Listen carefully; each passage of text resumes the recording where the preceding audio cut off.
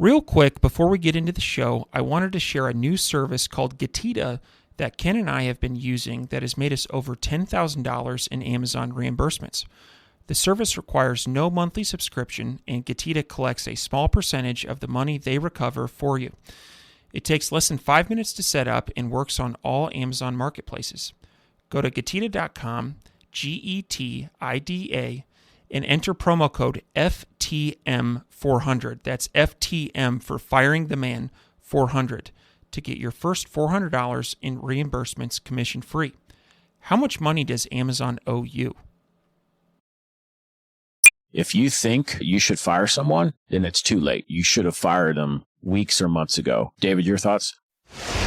We have a no asshole policy. That means everybody gets treated with respect without exception. And, I have had jobs in the past where I've worked with assholes, and that I did not like that.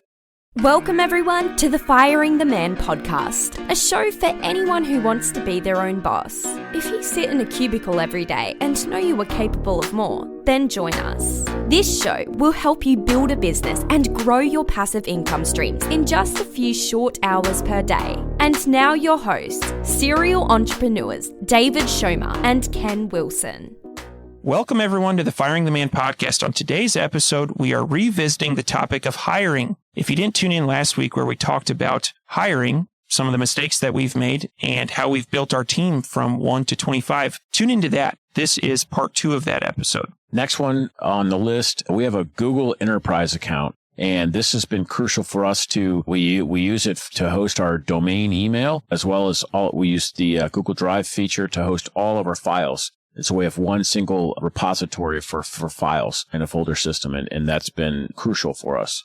Absolutely. I'm going to lump 4 together that are all payroll related. So first, with our virtual workforce, we use a program called Time Doctor. And that's essentially where when you start working, you punch in. When you're done working, you punch out. And when it's time to run payroll, that'll spit out a report of here's the number of hours that we need to pay our employees for. So that's been great. And then in terms of delivering the money to the employees, we've learned about this because we're dealing in different currencies. So we're dealing in obviously the US dollar. We're in pesos, in rupees, and British pounds in terms of cash inflows. And so that can get kind of confusing.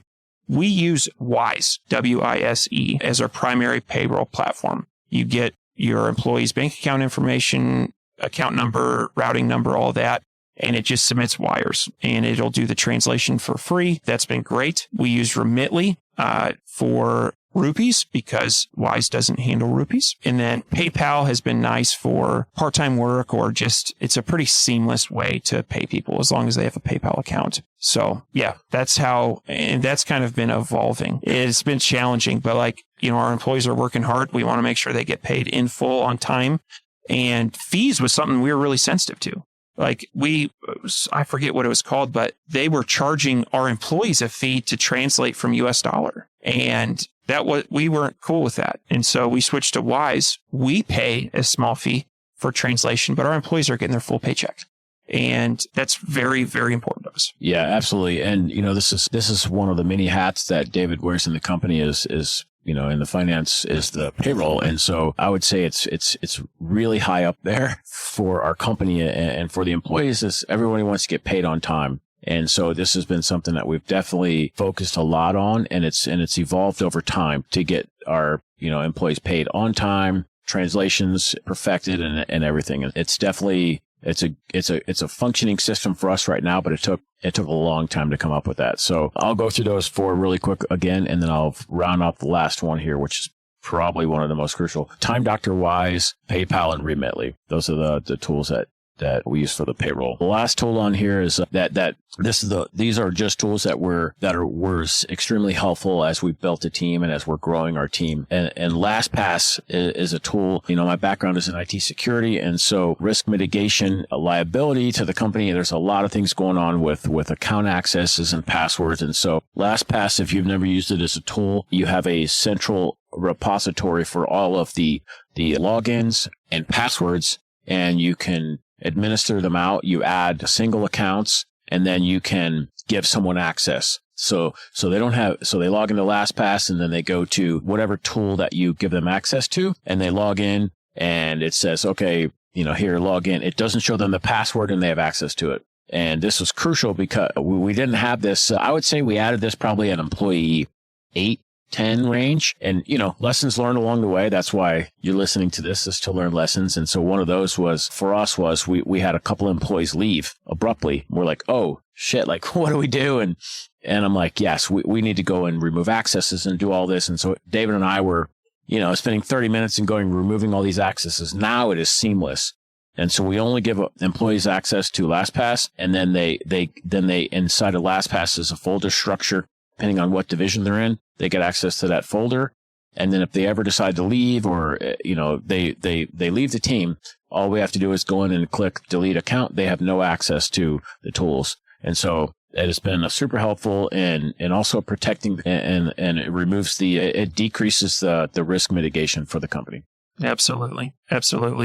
I think this discussion on LastPass dovetails really well into the next section of the episode, which is what we've done with onboarding versus and offboarding when a new employee comes or they leave the company. Very early on, I would say we had no onboarding plan. It was just, hey, welcome to the company. Right. Here's where you find, go complete this task. And I think with every sequential hire, we've gotten a lot better here. And so one thing that we do as it relates to permissions is when somebody starts with us, they have an onboarding sheet, and we document, here are all the areas that we're giving them access to. So that would be our Amazon accounts, LastPass, Walmart, 3PL access.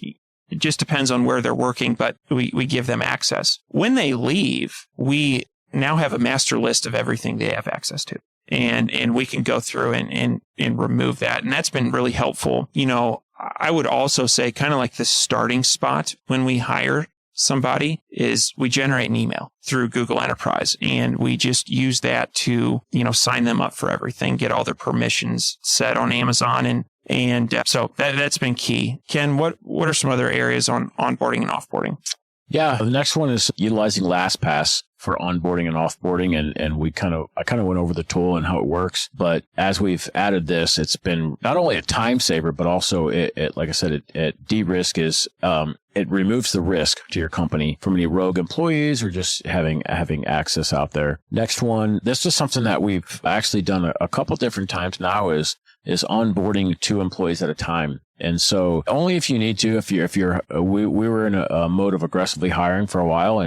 And so having 2 at once, it decreases having multiple meetings or hiring one person on 1 week and the next person on 1 week. And so having 2 at a time, they're able to go through that process together. That was really, really excellent. One other thing I would say is also having an operations manager on your team will really help with this process of onboarding and offboarding. That's something that the operations manager can also help out with and really facilitate that process. Last one on the list, David, you want to cover it? Yeah, absolutely. So when we bring someone on board, we have them set up we set up for them a 30-minute meeting with every person on the team. And I think this is absolutely essential when you're building a virtual workforce, right? If we were all going into one office building, we'd bump into somebody while you're getting coffee or, by the printer.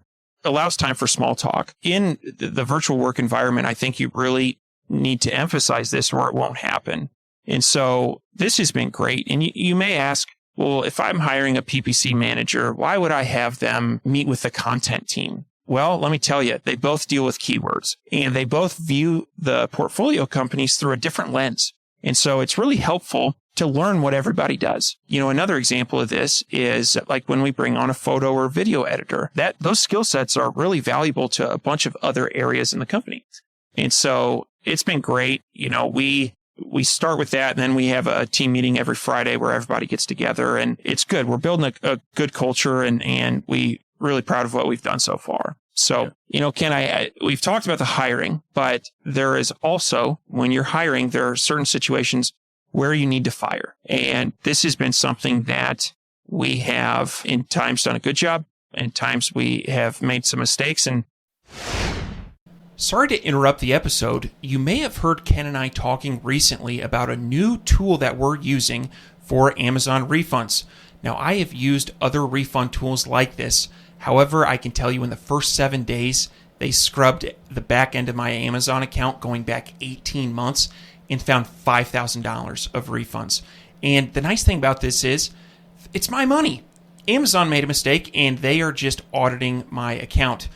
The other thing I really like about this tool is there is no monthly fee. They only charge a commission if they are successful in getting you your money.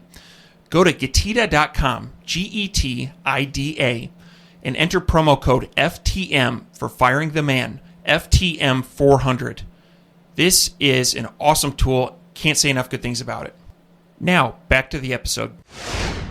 So let's talk about when to fire. When is an appropriate time to fire? Absolutely. And so, in previous jobs we've had, we're hiring, firing people and having your own company. I think for me, it was a little bit different of having to fire someone. And I think the mistake that we made with this specific person, we're not going to name any names. It was a previous operations manager that we hired, our first one.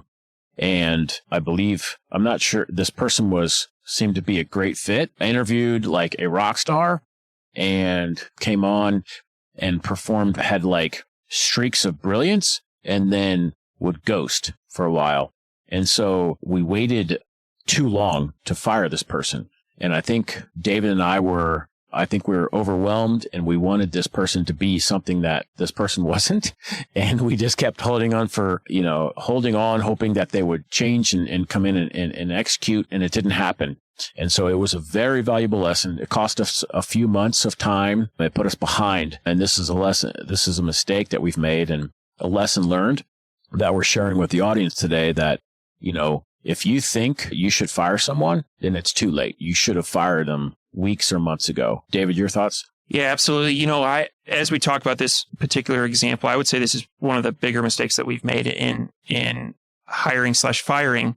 And this particular person their interviewing skills were next level. Like wonderful, like bubbly personality, like said all the right things. I remember when I got done with this interview, I immediately called Ken and was like, we found the operations manager that is going to really help us. And that skill set of being a good interviewer is very different than the skill sets of completing tasks or setting up SOPs or really managing a team. They're two wildly different things. And so while this individual excelled at interviewing, the actual tasks of the job, they did not do a great job at. And so one thing that we've done is we have introduced test tasks. And that's been huge. We still interview everybody. However, if we're hiring somebody for, say, a technical position, we'll give them if we're hiring someone for listing optimization, we'll send them one of our listings and say, hey, in a couple sentences, can you explain how you'd improve this listing? And you really get to test that technical skill. And then, when you're interviewing, you're making assessments on, are they going to be a good fit for our culture? What are some more specific questions I have about their background and experiences? But I think that has allowed us to make better decisions, is those test tasks. And, I would say there are also situations where somebody does not interview well. Maybe they're not a high energy individual, but from a technical standpoint, they do an awesome job. And so that's also very important for us to know, is that, they may be more of a shy person, but they are awesome in terms of technical skills. And so that's been kind of a lesson learned in how we have implemented that. Another thing I'll say is, as we think about firing, I don't like to do it. You don't like to do it. It's not something that we look forward to doing, but sometimes it does need to be done. One thing that we have is we have a no asshole policy. That means everybody gets treated with respect without exception. And, I have had jobs in the past where I've worked with assholes, and that I did not like that. Even when I was done with my job, I'd go home and I'd hang on to comments that somebody said or mean things that were done. And it's just, no one wants to work in that environment. And so that's something that we really, and fortunately, we haven't had any issues with this, but that's something on a go forward basis in order to maintain a solid culture. That's something that I feel is very important to enforce. Yeah, absolutely. And so before I get into the culture piece, just to follow up on that no hassle policy, I would say that is crucial, and like you, David, I've had jobs where, I worked with assholes. I've had jobs where my boss was an asshole, and it creates a toxic culture. you do not want to be there. You do not want to be around people that are not good or mean or whatever. And so, imagine if, everybody's had that bowl of fruit or that bag of grapes where you left it out too long and it molds. Well, it's like it'll spread. And so if you have a team, you have one toxic person in there, that toxic person is going to just start hammering everybody, and it's slowly going to spread. And it is the worst thing you could do. And so definitely watch out for that. And then the next piece that I'd like to cover is, David mentioned a couple things earlier in that we do a test task, and we vet for culture. Are they a good fit? If you're a shy person, that doesn't mean you're not going to be a good fit for the culture. It just means that you're a shy person, and that's okay. Different people. We have all kinds of different people on our team, and they gel really well. They all worked well together. There's no assholes. And so culture, our culture in our company, we want to work hard and have fun and work together as a team. And that is crucial. If you have someone that comes in and they have a huge ego, I'm the best, whatever, and you suck. Well, that person is not a good fit on our team. The ego gets checked at the door. And I can tell you from experience, David and I, when we're in meetings with our team, if our team says, hey, Ken, I don't agree with that. I think this is a better idea. I'm like, okay, let's test it and see. I'm open to any idea to improving.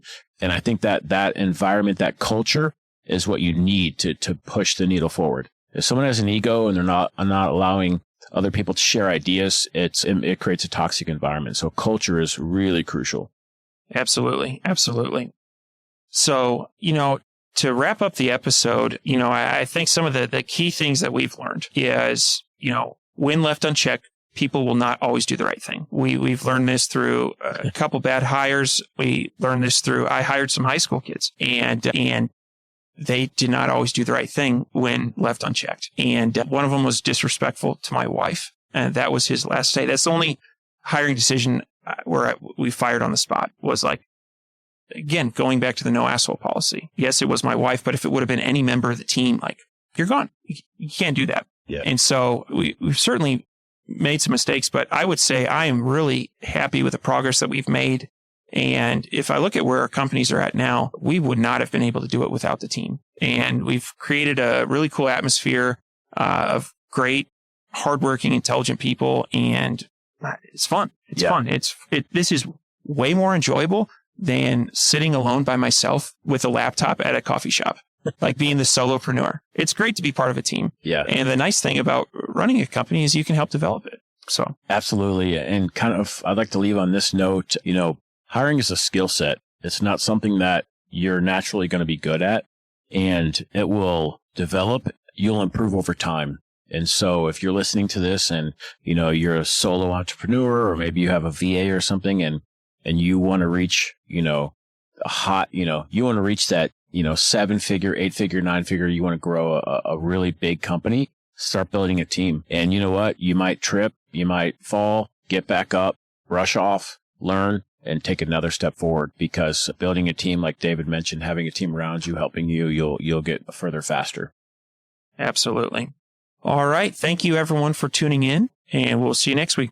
Thank you, everyone, for tuning in to today's Firing the Man podcast. If you like this episode, head on over to firingtheman.com and check out our resource library for exclusive Firing the Man discounts on popular e-commerce subscription services. That is firingtheman.com/resource. You can also find a comprehensive library of over 50 books that Ken and I have read in the last few years that have made a meaningful impact on our business. For that, head on over to www.firingtheman.com/library. Lastly, check us out on social media at Firing the Man and on YouTube at Firing the Man for exclusive content. This is David Schomer. And Ken Wilson. We're out.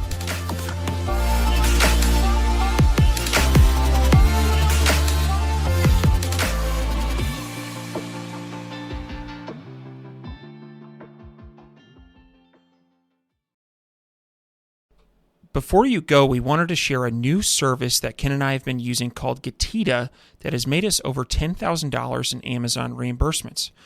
The service requires no monthly subscription, and Getita collects a small percentage of the money they recover for you. It takes less than 5 minutes to set up and works on all Amazon marketplaces. Go to Getida.com, Getida.com, and enter promo code FTM400. That's FTM for Firing the Man 400 to get your first $400 in reimbursements commission free. How much money does Amazon owe you?